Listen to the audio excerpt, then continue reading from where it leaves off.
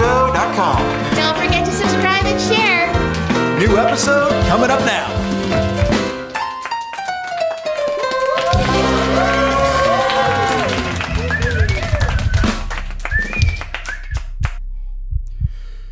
Yup, a dead body was in my kitchen. I could tell he was a wise guy by the way he was dressed.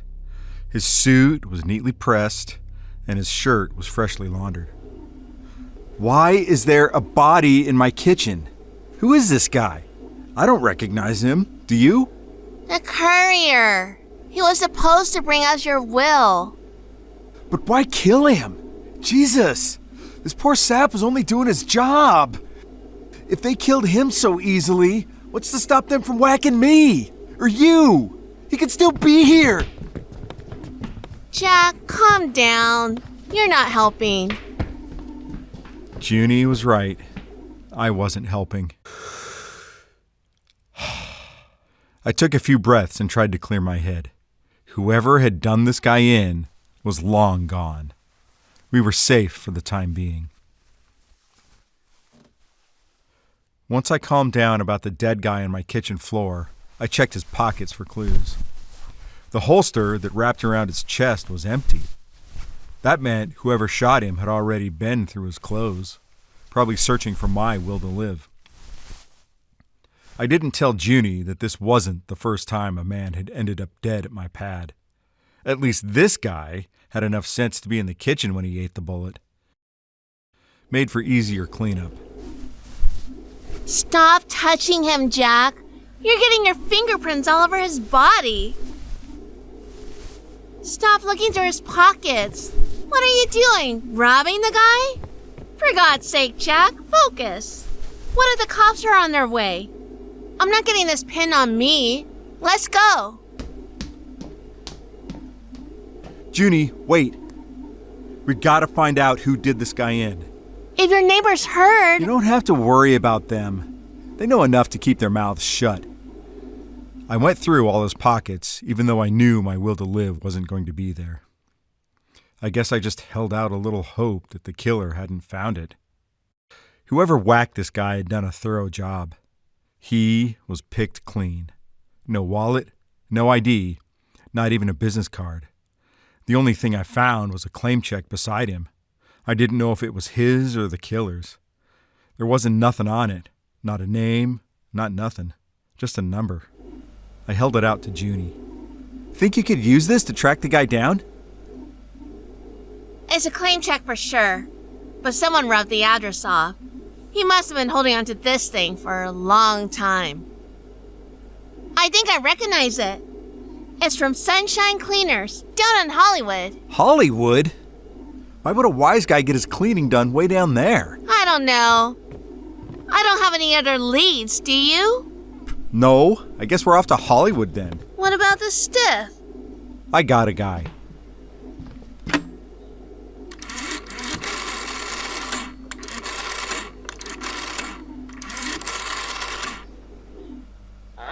Hey, it's Itis. I need a cleanup at my pad. Yeah, full service. Great, thanks.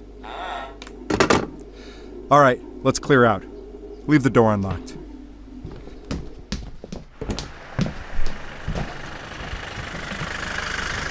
Taxi!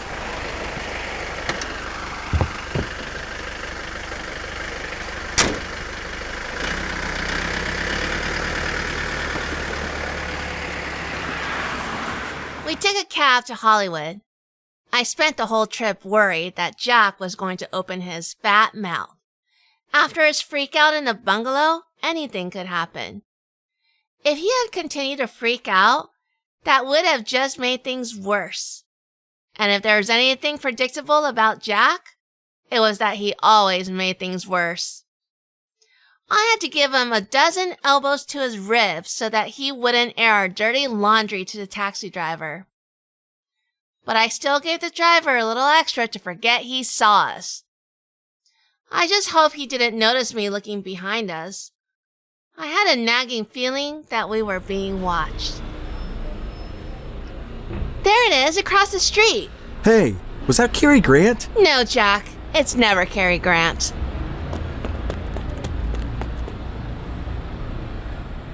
Let me do the talking. Yes, dear. The dry cleaner was hot and humid, like a St. Bernard's mouth, and it smelled just as bad. I tried not to choke as we entered. A sweaty man in an undershirt and white apron stood at the counter. Can I help you? Hello? Yes. It seems my husband forgot to pick up his suit and can't for the life of him remember where he dropped it off. Can you tell me if this is your ticket? The clerk took the ticket and held it up to his face. He lifted his glasses and put it nearly inside his eyeball. He turned it around and around a few times before handing it back to me. Lady, this is a claim check from a train station. I see. Thank you very much. I don't suppose you know which train station? No. Now get lost. I hate when I'm wrong. Like when I married Jack. I should have known better when he proposed, but I got swept up in the romance of a midnight trip to Vegas.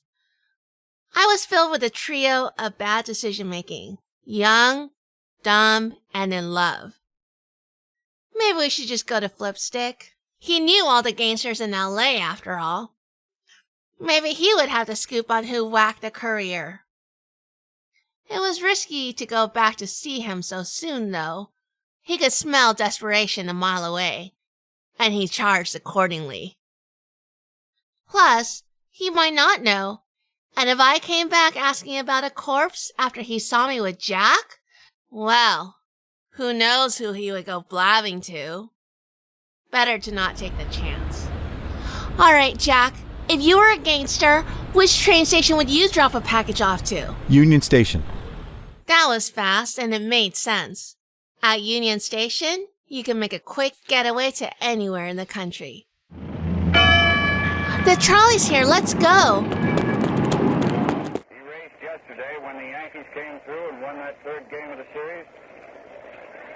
Easily beating the Tigers after being Yeah, boss. Some unplugged Sal. No, I think it was Itis, or that gumshoe dame. Yeah, I sold the will to her. No, I had no idea they were a thing. I just thought it was a good way to get it out of the picture. They gotta have it now. I sent Sal to give it to him and collect the second half of the payment. What books? You think Jack took them? Oh, yeah. I get it. Good way to get them back. I can send some of my boys after them and round them up. Wait. You sent Leggy? You know how trigger-happy he is. I thought you wanted the books back. Uh-huh. Uh-huh. Yeah. I see. No, I don't know where Stubbs is. I ain't seen him since yesterday. You got it, boss. I'll send Stubbs to see you if he comes by. Well, this all went tits up. I should have known better. Never trust Jack Itis.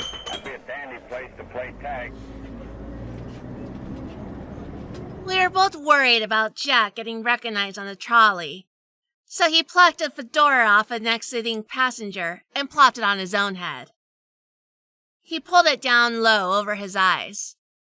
By the time the stooge noticed his hat was gone, the trolley was too far away for him to do anything about it. What do you think, doll? Does this lid look good on me? Now that I can't see your face, you're an absolute looker. Nice. Well, you look good today. Can it, Jack? Truth was, he looked pretty good in that hat, but I wasn't about to tell him that. That's about the last thing he needed to hear. We needed to keep a low profile. I didn't want Jack flapping his gums where everyone and their brother could hear. The trolley seemed to take longer than usual, but that was only my nerves talking. I found myself looking over my shoulder every time a new passenger came on. Jack noticed and took my hand. I tried to pull it away, but his grip was strong and, I had to admit, soothing. Final stop, Union Station. This is the end of the line. The sun was sinking behind the horizon by the time we finally got off the train. I hope this wasn't another dead end. We were running out of time. Union Station was a cavernous hall built in a new Art Deco style. Straight lines of gold and black were everywhere. The place was filled with passengers hurrying to their destinations. All the people had me on edge. I made sure my gun was in reach. Jack kept trying to hold my hand, but I batted him away. I didn't need his reassurance. I needed to be ready. We headed down a short hallway and went to a window with the words baggage claim above it. I passed them the claim check. Hello. It appears that my no-good husband has forgotten to pick up one of our bags. This looks pretty old. Yes. I'm afraid he neglected to tell me until I needed my very favorite dress. You see, we're going to a speakeasy tonight, and I wanted to look my best. Let me see if I can find it. The baggage clerk left and started digging around in the back room. At least there wasn't another exit to this hallway, so I only had to keep an eye on the one entrance. Why is it always my fault? What do you mean? When you're on your little ruse, I'm always the one who gets the blame for doing something wrong. Someone has to. Does it really matter? I really was a chump to marry her. What was that? Nothing. Here you go.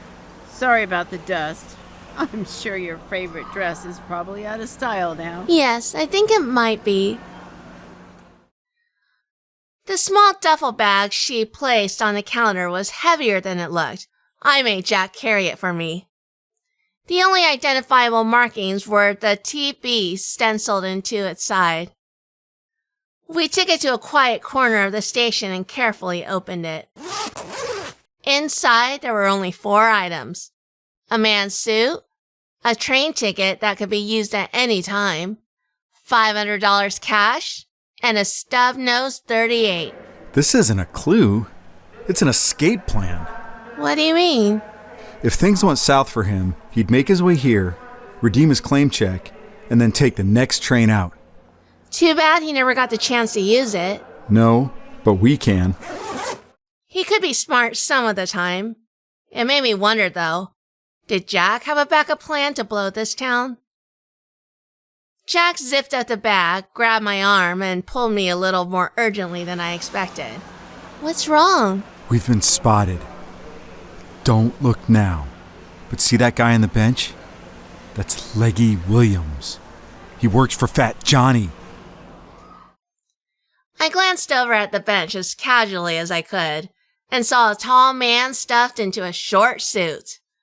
He was doing his best to blend in, and I might not have noticed him had he not been holding his newspaper upside down.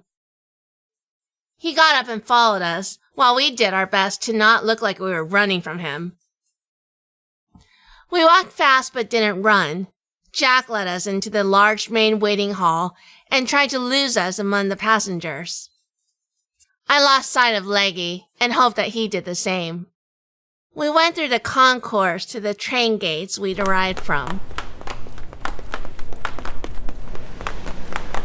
Hey, watch it, pal.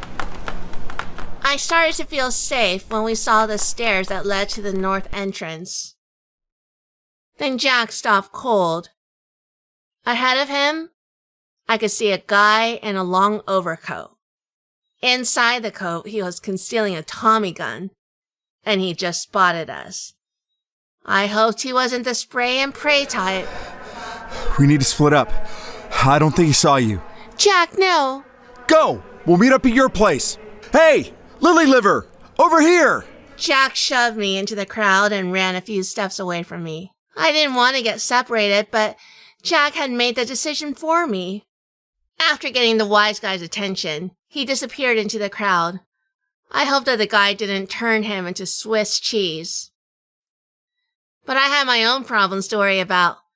Just as I stepped toward the exit, Leggy spotted me. I hoped Junie was able to make her way out without being spotted by Leggy. I needed to go look for her after I dealt with a guy carrying the big heat. Fortunately, he couldn't walk very fast and keep his hardware hidden, and he didn't dare bring it out with all the eyes around here. But those same eyes meant that I couldn't 86 this guy either. I needed to find a place a little quieter, like a service tunnel or something. I think I had just the place. After making sure he was still behind me, I headed for the subway terminal. I hope Jack was all right. He always figured he was a better fighter than he was, and had a tendency to act tougher when the guy in front of him was armed and he wasn't. Pushing my way through the crowd was going too slow, so I decided to sneak down the hallway. I saw one with a door that led to some offices. If I could get there before he saw, I would be home free. I jumped onto the tracks and ran down the hallway into the subway tunnel. The guy with the heater followed. What he didn't know was that I knew these tunnels. I knew there was a hidey hole just around the corner. I spotted it and popped in. Just as he reached the cubby, I grabbed the Tommy gun before he could. I ripped it out of his hands and cracked his skull with the butt end. He went down like a sack of potatoes. I dragged him into the cubby so he wouldn't get split by an oncoming train. Then I raced back out to find Junie. I found the hallway and ran down. Just as I was about to reach the door, Leggy popped out in front of me, gun drawn. You ain't getting away, lady. What do you want? Just keep those hands nice and high. I'm jumpy. I don't want to accidentally plug you. Where's the scrub? Gone. He bolted when he saw you. Left you alone with me? What a rat. Now come on, I got someone who wants a chat. Hey, buddy. What's this? Jackie, you're alive! Wasn't gonna let that punk plug me. We gotta go, baby. Jack had somehow dealt with his guy and still managed to keep a hold of the duffel bag. I was so glad. Maybe it would still be useful. We left Leggy there to sleep it off and tried not to look like we were in a big hurry to leave the station. It had gotten dark by the time we left the station, but that didn't mean the area was any less busy. It wasn't easy to keep my hand away from my gun, especially after our run-in with Leggy and his buddy. We had wasted an entire day following a lead that turned up empty. We'd been chased by Fat Johnny's guys, which meant that he knew about the Courier and probably suspected we were the ones who bumped him off. We were going to have to deal with that one way or another, but I just didn't have the energy. Well, that was a trip for biscuits. What do we do now? Come on, I'll make you some dinner.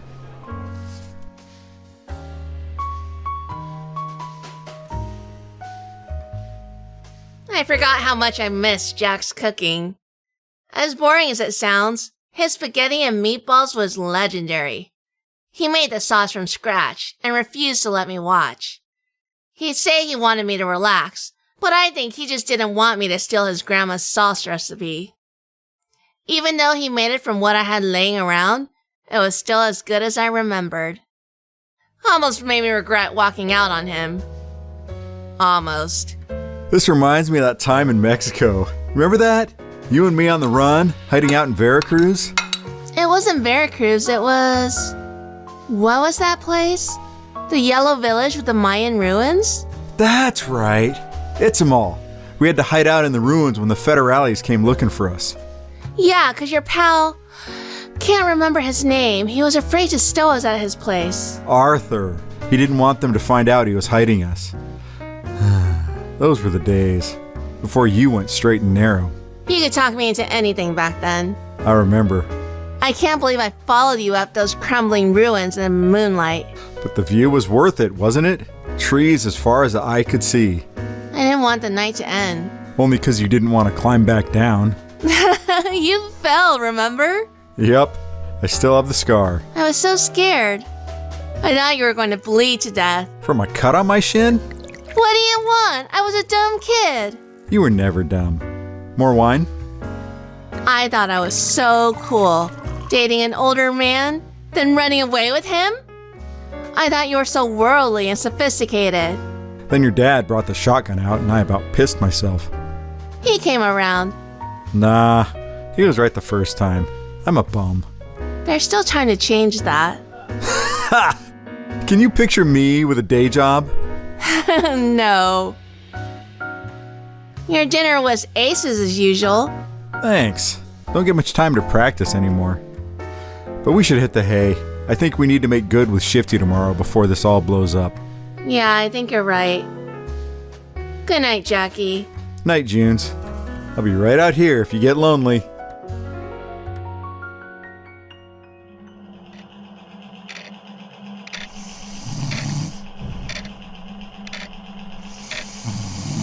Jack had crashed out hours ago.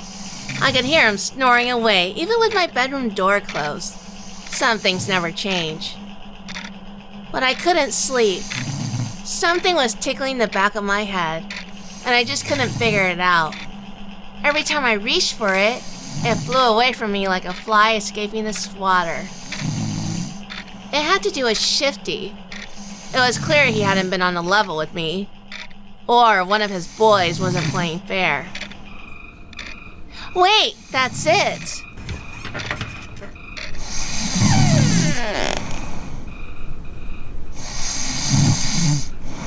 Jack, wake up! Huh? Hey, kid. Couldn't stay awake, could you? No, you idiot. I just realized something. There were 2 other guys with Shifty in the back room. One of them has got to be dirty. I just can't figure out which. It couldn't be Shifty. I'd only paid him a deposit. He'd want to get the rest of his money. Not necessarily. I'd trust Shifty about as far as I could throw him. But who else was in the room? A guy named Bones. He seemed to know a lot about you. No, Bones is as dumb as 2 rocks rubbed together. If he did it, someone else would have had to tell him. Who else? Shifty called him Stubbs. He didn't say anything. Stubbs? He's the guy who... Who what? Never mind. Let's just say if someone wants me dead, it's gotta be him. Junie, you're a genius. Stubbs' real name is Tony Bassie. TB. That's Stubbs' bag. Will we get Stubbs before he gets us? Does he have Jack's will to live? Tune in next time. Hello. Oh, thank you. Thank you. You're too kind. Thank you. Thanks for listening to the Jack and Junie Show. Junie and Jack Show. I'm your co-host, Jack Itis. I'm Junie Itis. Thank you. And over there, my beautiful and indomitable better half, Junie. Jack, stop being a show-off. You ready, Junie? Here we go. I love to see your beautiful face looking right there back at me. You wish. I know that smile, it melts the ice, but I'm chills all the while. Take it, Junie. And in the daytime, sweet, sweet kisses. Well, it knocks me out like too much strawberry wine. And in the nighttime, when we're touching, I'm happy, babe, but I just thought I'd tell you why. Tell me why again. I want to hear it. Once again, thank you very much for listening to our little show. We really appreciate it. Yeah, thank you for listening. Thank you, guys. Thank you. You're the best. Jack, quit gushing. New episode drops next week. Listen in to find out what will happen to us. If I don't kill him first. She doesn't mean that. She doesn't. She always says You that. She want doesn't mean bet? it. Want bet?